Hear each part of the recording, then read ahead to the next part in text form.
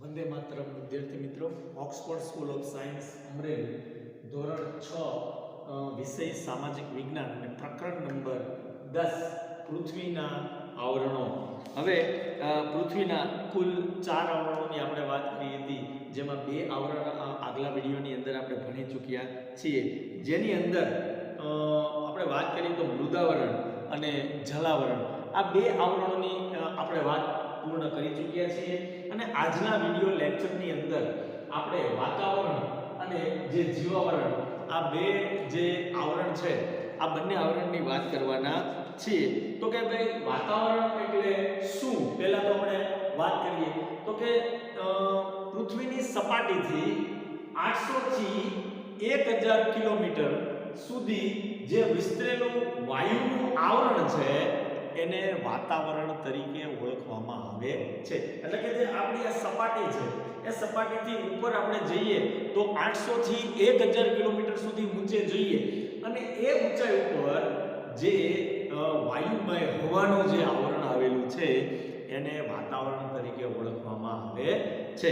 પૃથ્વીની ચારે બાજુ વીંટળાઈને આવેલા લગભગ 800 થી 1000 કિલોમીટરની ઊંચાઈ સુધી જે વિવિધ વાયુના આવરણ આવેલા છે એને વાતાવરણ તરીકે ઓળખવામાં આવે છે.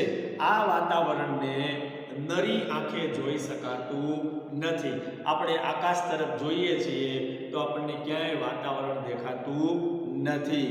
વાતાવરણમાં શું શું આવેલું છે?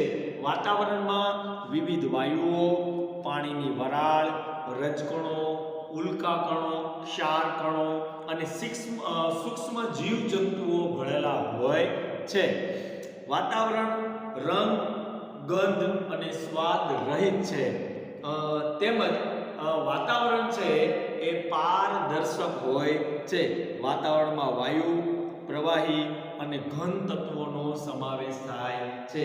તેમાં આવેલા વિવિધ વાયુઓમાં કયા કયા વાયુઓ હોય છે? તો કે તેમાં આવેલા વિવિધ વાયુઓમાં nitrogen, oxygen, argon, carbon dioxide, ozone એ વગેરે મુખ્ય વાયુઓ વાતાવરણની અંદર આવેલા છે. તો આપણે અહીંયા ઘણી એવી એના વિશે સમજ મેળવી, જેમાં મુખ્ય બાબત કઈ છે તો કે ભાઈ વાતાવરણ છે એને નરી આંખે આપણે જોઈ શકતા નથી. અને વાતાવરણની અંદર આવેલું શું છે તો કે વાતાવરણની અંદર જે છે એ વિવિધ વાયુઓ આવેલા છે, પાણીની વરાળ આવેલી છે, ધૂળના રજકણો આવેલા છે, સૂક્ષ્મ જીવજંતુઓ આવેલા છે, અને આ ઉપરાંત ઉલ્કા કણો પણ આવેલા છે.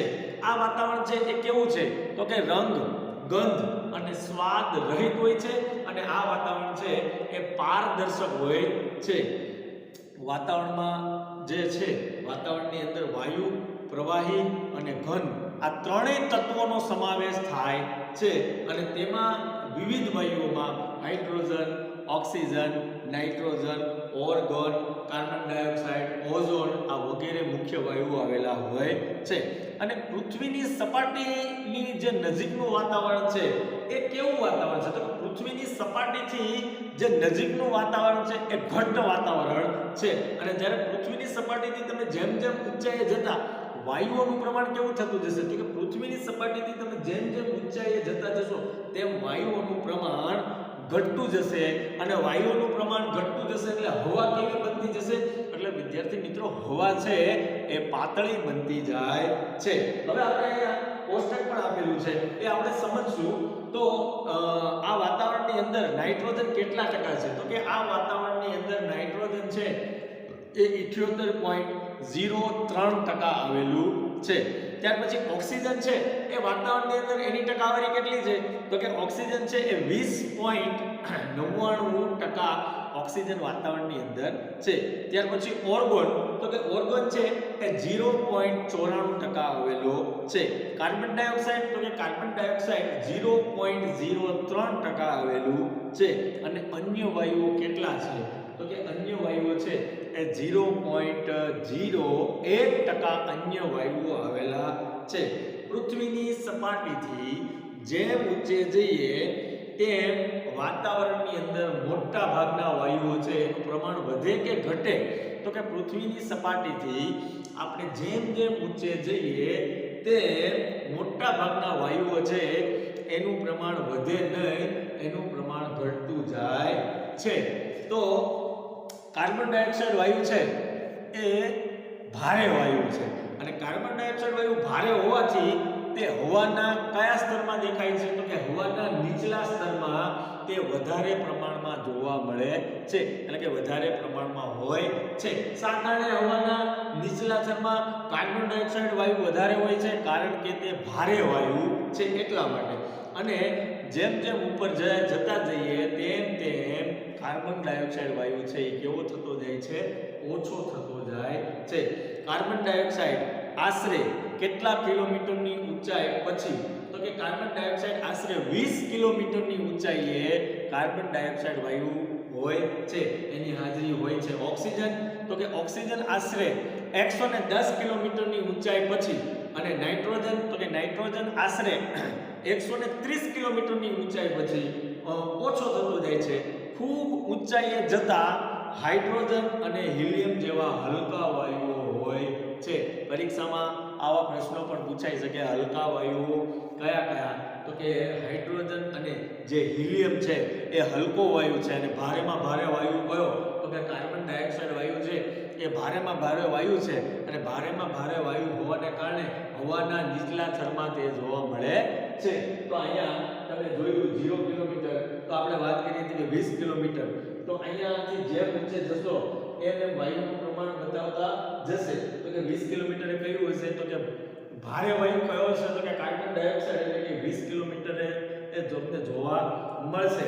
ત્યાર પછી છે 110 કિલોમીટર. તો 110 કિલોમીટર સુધી કયો વાયુ જોવા મળશે? તો કે ઓક્સિજન છે એ તમને 110 કિલોમીટર સુધી જોવા મળશે.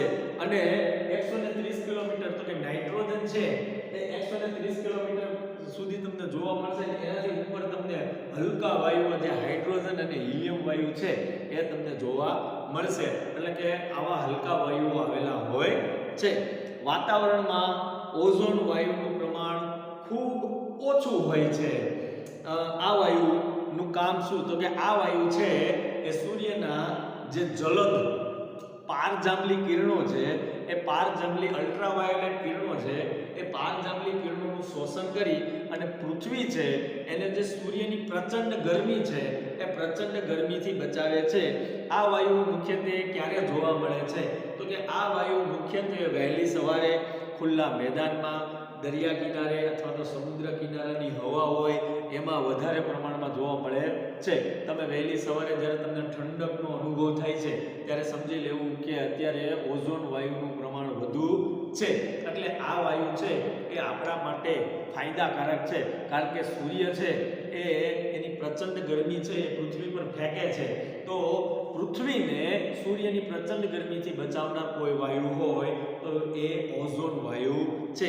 એટલે કે વાતાવરણની અંદર અત્યારે જોઈએ તો ઓઝોન વાયુ છે એ નાશ થઈ રહ્યો છે. ઓઝોન વાયુનું જે પડ છે એમાં ગાબડા પડી રહ્યા છે. એનું મુખ્ય કારણ, તો કે એનું મુખ્ય કારણ શું છે? આપણે પ્રદૂષણ ફેલાવી રહ્યા છીએ અને એ પ્રદૂષણ છે એના કારણે ઓઝોન વાયુ છે એ હંમેશને માટે એનો નાશ થઈ રહ્યો છે. અને એક દિવસ એવો આવશે કે આ ઓઝોન વાયુ હંમેશને માટે નાબૂદ થઈ જશે. ત્યારે આપણા માટે આ પૃથ્વી પર જીવવું ઘણું અશક્ય બની રહેશે. વાતાવરણમાં રહેલા વિવિધ રજકણોને લીધે પૃથ્વી પર સૂર્યપ્રકાશ રેલાતો જોવા મળે છે. એટલે કે વાતાવરણની અંદર જે એ રજકણો છે એ રજકણોને કારણે પૃથ્વી પર શું જોવા મળશે? તો કે પૃથ્વી પર સૂર્યપ્રકાશનો રેલો જોવા મળે છે આપણને. તેનાથી એકાએક અંધારું કે અજવાળું થતું નથી. અચાનક સૂર્ય આથમી જાય અથવા તો સૂર્ય ઉગે તો એકાએક અજવાળું થતું નથી કે સૂર્ય આથમી જાય ત્યારે એકાએક અંધારું થતું નથી. કારણ કે વાતાવરણની અંદર રજકણો છે અને એ રજકણોને કારણે એકાએક અજવાળું કે અંધારું થતું નથી. સૂર્યોદય પહેલા એટલે કે ઉષાકાળ અને સૂર્યાસ્ત પછી સંધ્યાના આકાશી રંગો આ રજકણોને આભારી છે. ઘણી વખત આપણે સવારે સૂર્ય ઉગે ત્યારે એકદમ કેસરી વાતાવરણ હોય અથવા તો સૂર્ય આથમે ત્યાર પછી તમને જોવા મળશે કે એકદમ કેસરી વાતાવરણ તમને દેખાશે. તો એ સાના એનું કારણ શું? તો કે રજકણોને કારણે એવું દેખાય છે. આ રજકણો દ્વારા પ્રકાશના કિરણો છે એનું શું થાય છે, પરાવર્તન થાય છે અને આપણને સૂર્ય આથમી જાય છે, છતાં પણ છેલ્લે છેલ્લે સૂર્યપ્રકાશ દેખાય છે અથવા તો સૂર્યપ્રકાશ મળે છે. એનું એક જ કારણ કે ભાઈ રજકણો છે એ જે પ્રકાશના કિરણો છે એનું શું કરે છે, પરાવર્તન કરે છે. એ પરાવર્તનને કારણે એકાએક અજવાળું થતું નથી, એકાએક અંધારું થતું નથી. વાતાવરણના માધ્યમથી જ આપણે અવાજ સાંભળી શકીએ છીએ. મારો અવાજ તમારા સુધી પહોંચતો હોય, તમારો અવાજ મારા સુધી પહોંચતો હોય, આપણે એકબીજાના અવાજ સાંભળી શકીએ છીએ. એ શા કારણે? તો કે વાતાવરણના માધ્યમને કારણે જ આપણે અવાજ સાંભળી શકીએ છીએ. અવાજ અને પ્રકાશના મોજા વાતાવરણમાં પરાવર્તન પામી પૃથ્વી સપાટી પર પાછા ફરે છે. તેથી જ રેડિયો અને દૂરદર્શનના પ્રસારણ છે એ પૃથ્વી પર શક્ય બન્યા છે. તો આ રેડિયો અને દૂરદર્શનના જે પ્રસારણો છે એ વાતાવરણને જ આભારી છે, એ વાતાવરણને કારણે શક્ય બન્યા છે. વાતાવરણ સાથેના ઘર્ષણથી ઉલ્કા જેવા અવકાશીય પદાર્થો સળગી ઉઠી નાશ પામે છે. આમ વાતાવરણ પૃથ્વી માટે કુદરતી ઢાલની ગરજ સારે છે. એટલે કે વાતાવરણ છે આપણા માટે એક ઢાલ છે, એ આપણા માટે એક રક્ષણનું કામ કરે છે અને એના કારણે જ આપણે અવાજ છે એ દૂર દૂર સુધી આપણો અવાજ પહોંચી શકે છે અને એના કારણે જ રેડિયો અને દૂરદર્શનના પ્રસારણો શક્ય બન્યા છે. ત્યાર પછીનું ચોથું આવરણ છે એ છે જીવાવરણ. અને જીવાવરણ શા માટે શક્ય બન્યું? આ ત્રણ આવરણો મુખ્ય છે અને આ ત્રણ આવરણોની હાજરી હોય ત્યાં જ જીવાવરણ હોય. એટલે કે જ્યાં જલાવરણ હોય, મૃદાવરણ હોય અને વાતાવરણ, આ ત્રણેય આવરણની હાજરી પરિણામે જે ભાગમાં આ ત્રણેય આવરણની હાજરી હોય તે ભાગમાં જીવસૃષ્ટિ વ્યાપેલ છે અને જ્યાં જીવસૃષ્ટિ વ્યાપેલ છે તેને જે વિદ્યાર્થી મિત્રો જીવાવરણ કહેવામાં આવે છે. મૃદાવરણ, વાતાવરણ અને જલાવરણના જે ભાગમાં જીવસૃષ્ટિ સંભવિત છે, જીવસૃષ્ટિ વ્યાપેલી છે તેને જીવાવરણ કહેવામાં આવે છે. અને સૌર પરિવાર એટલે કે સૂર્યનો એક પરિવાર છે, એમાં 8 ગ્રહો છે.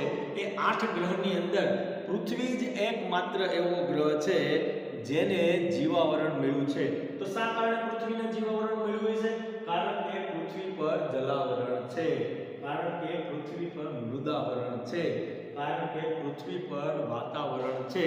અને જ્યાં આ ત્રણ આવરણોની હાજરી હોય ત્યાં જીવાવરણની હાજરી હોય. એટલે કે પૃથ્વી પર જીવસૃષ્ટિ વ્યાપેલી છે.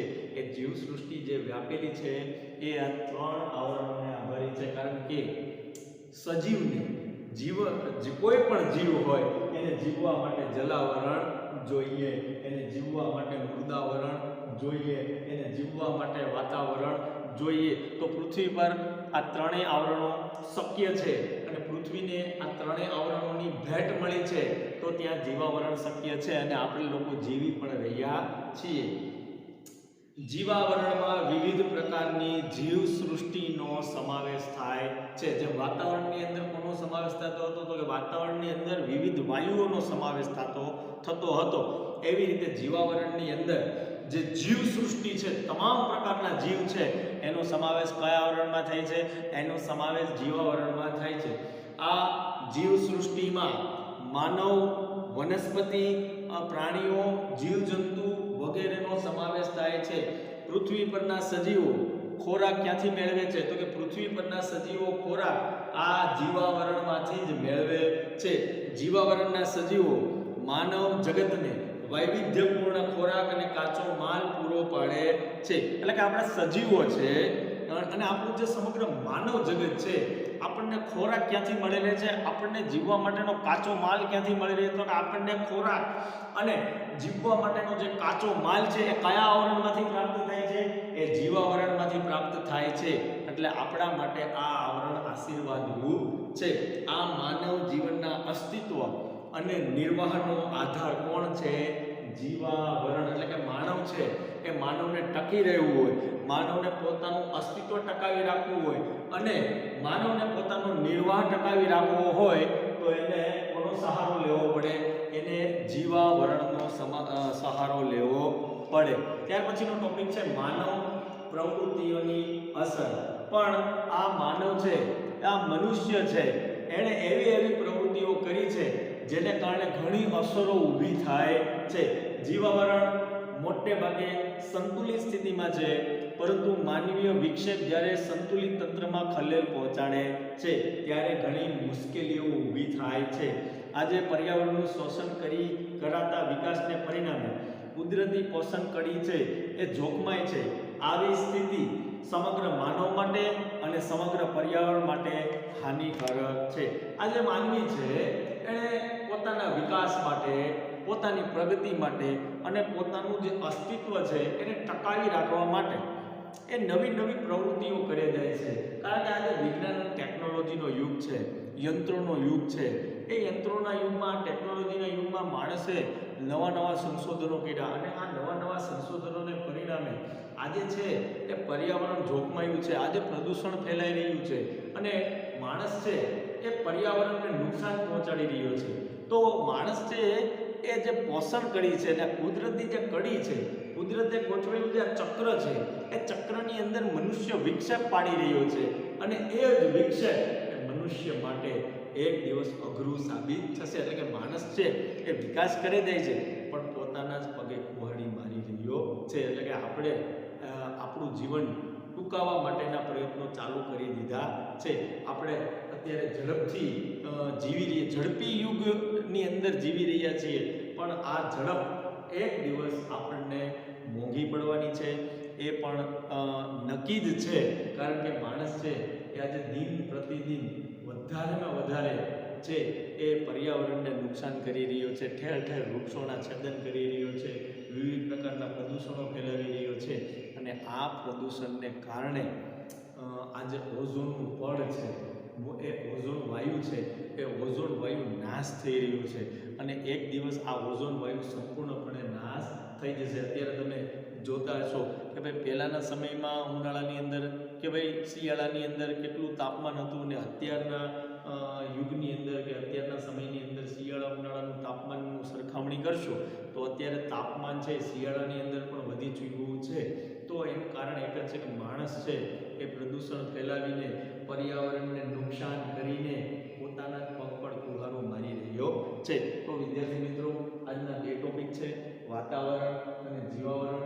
એમાં 800 થી 1000 કિલોમીટર સુધી જે વાયુનું, હવાનું આવરણ છે એ વિસ્તરેલું આવરણ છે એને વિદ્યાર્થી મિત્રો વાતાવરણ તરીકે ઓળખવામાં આવે છે.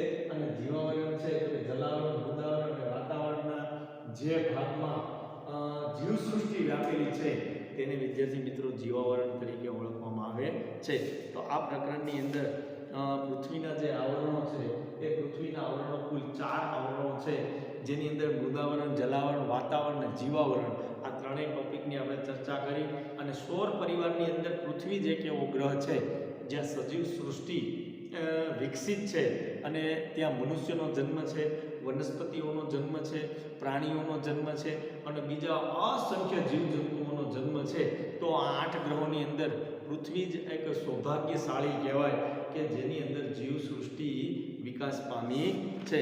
તો હવે પછીનો વિડીયો છે એની અંદર આપણે 11મું પ્રકરણ છે એ ભૂમિ સ્વરૂપો છે. એ ભૂમિ સ્વરૂપોની વાત કરવાના છીએ, જેની અંદર ભૂમિ અને ભૂમિના કયા સ્વરૂપો છે અને કેટલા પ્રકારની ભૂમિઓ હોય છે, જેની અંદર પર્વત છે અને પર્વતોની અંદર પાછા એનાય પ્રકાર પડે છે. ત્યાર પછી પર્વતોનું મહત્વ શું છે, ઉચ્ચ પ્રદેશવાળી જે ભૂમિ છે એની વાત આપણે નેક્સ્ટ વિડીયોની અંદર કરવાના છીએ.